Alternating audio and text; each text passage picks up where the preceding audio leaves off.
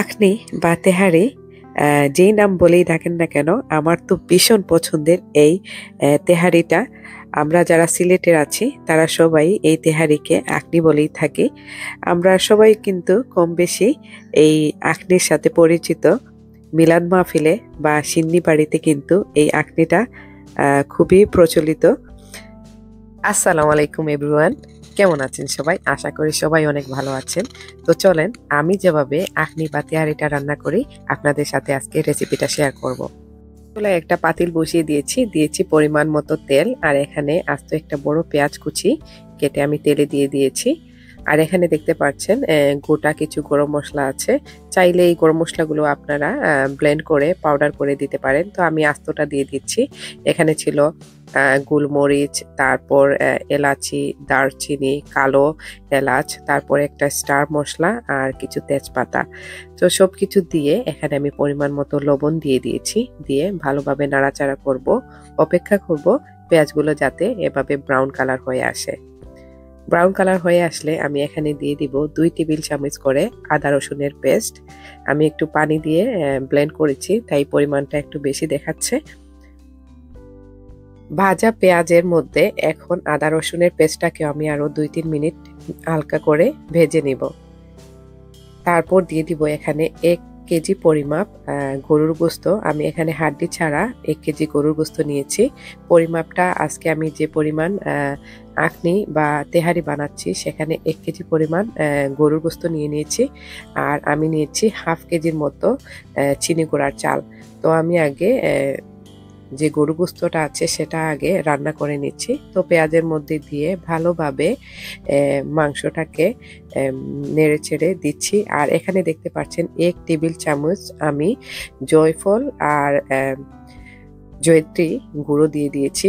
এই একটাই মশলা, যেই মশলা দিলে তেহারির স্বাদটা পুরোপুরি চলে আসে। তো অবশ্যই আপনারা জয়ফল আর জয়িত্রীটা দিবেন, আর এক্সট্রা কোনো মশলা দেয়া লাগে না।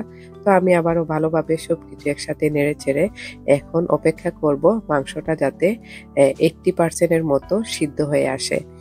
মধ্যেখানে আমি একটু ঢাকনা খুলে নেড়ে চেড়ে তারপর টক দই দিয়ে দিয়েছি। আমি এখানে হাফ কাপের মতো টক দই ইউজ করেছি, চাইলে আপনারা দিতে পারেন অথবা স্কিপ করে নিতে পারেন। টক দইটা দিলে মাংসটা খুবই জুসি হয় আর সিদ্ধ হতে সাহায্য করে। আর এখানে দিয়ে দিচ্ছি 1 মুঠের মতো কাঁচামরিচ। যেহেতু এটা তেহারি, তো কাঁচামরিচটাই আমি ইউজ করছি, গুঁড়া মরিচটা আর ইউজ করছি না। তো এই যে অলরেডি মাংসটা সিদ্ধ হয়ে এসেছে, আর আমি এখন পাতিল থেকে মাংসটা তুলে নিচ্ছি। আর এক্সট্রা যে গ্রেভিটা আছে, মশলা আর তেল, এইখানেই আমি চালটা ভেজে নিব।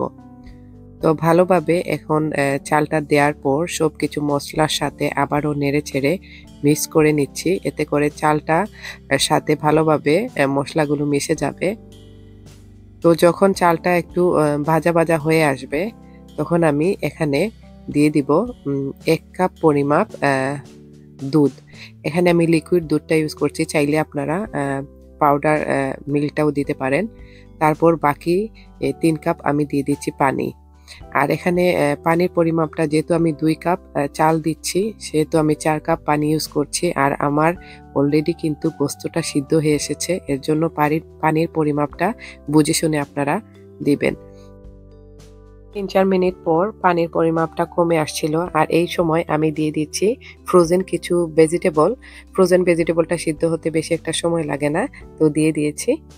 আর এখানে দিয়ে দিব 4-5টার মতো আলুর বোখারা। আলুর বোখারা দিলে টেস্টটা একটু ভালো আসে তেহারিতে।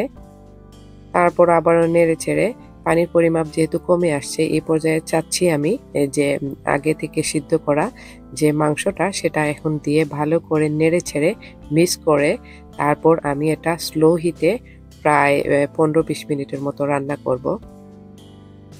চালটা যখন বাপে ছিল তখন আমি 2 টেবিল চামচের মতো উপরে ঘি দিয়ে দিচ্ছি। আর এখানে সামান্য পরিমাণ কেওড়া জল আর গোলাপ জল আমি দিয়ে দিচ্ছি। আপনাদের কাছে থাকলে দিবেন, না হলে স্কিপ করবেন।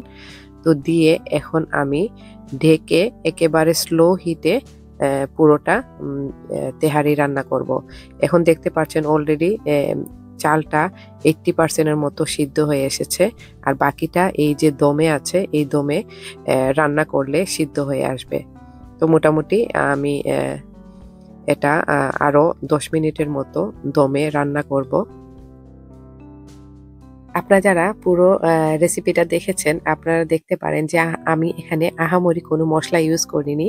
গরম মশলা, আদা রসুন, আর আমি ইউজ করেছি এখানে জয়ফল আর জয়ত্রীর গুঁড়ো। তো এইটুকু মশলা দিলেই কিন্তু তেহারির স্বাদটা আপনারা পুরোপুরি পাবেন। তো সবাই খেয়ে কিন্তু এই তেহারিটা বলেছিল যে সিন্নি বাড়ির তেহারির মতো হয়েছে, এত মজা হয়েছে। তো আপনারা চাইলে কিন্তু আমার রেসিপিটা ফলো করতে পারেন। তো আজকের মতো এতটুকুই ছিল আমার ব্লগ। আশা করি আপনাদের কাছে ভালো লেগেছে। ভালো লাগলে অবশ্যই কমেন্টস করবেন। আসসালামু আলাইকুম।